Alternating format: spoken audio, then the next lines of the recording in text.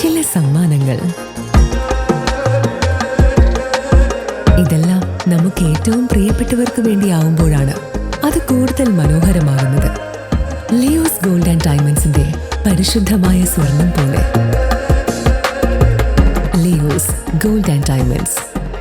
Velur Thandilam Saint Antony's ദേവാലയത്തിൽ വിശുദ്ധ അന്തോണിസിന്റെയും വിശുദ്ധ ഔസപിതാവിന്റെയും വിശുദ്ധ സെബാസ്തിനോസിന്റെയും സംയുക്ത തിരുനാളിന് ഭക്തിനിർഭരമായ തുടക്കം.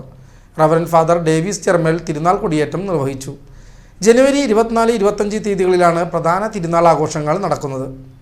തണ്ടിലം സെന്റ് ആന്റണീസ് ദേവാലയത്തിലെ തിരുനാൾ ആഘോഷങ്ങൾക്ക് കൊടിയേറ്റത്തോടെ തുടക്കമായി. റവറന്റ് ഫാദർ ഡേവിസ് ചെർമേൽ കൊടിയേറ്റ കർമ്മത്തിന് നേതൃത്വം നൽകി.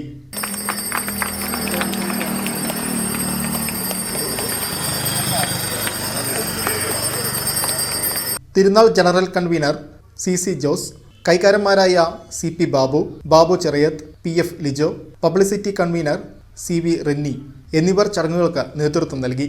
തുടർന്നുള്ള ദിവസങ്ങളിൽ നൊവേന, കുർബാന, ദീപാലങ്കാരം എന്നിവ നടക്കും. ജനുവരി 23 വൈകിട്ട് പ്രസിഡന്റി വാഴ്ചയും ദീപാലങ്കാരത്തിന്റെ സ്വിച്ച് ഓൺ കർമ്മവും നടക്കും.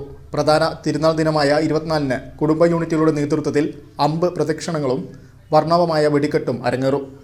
25 ആഘോഷമായ കുർബാന, തിരുനാൾ പ്രദക്ഷിണം എന്നിവയ്ക്ക് ശേഷം തൃശൂർ ന്യൂ വോയ്സ് അവതരിപ്പിക്കുന്ന ഗാനമേളയോടെ തിരുനാൾ ആഘോഷങ്ങൾക്ക് സമാപനമാകും.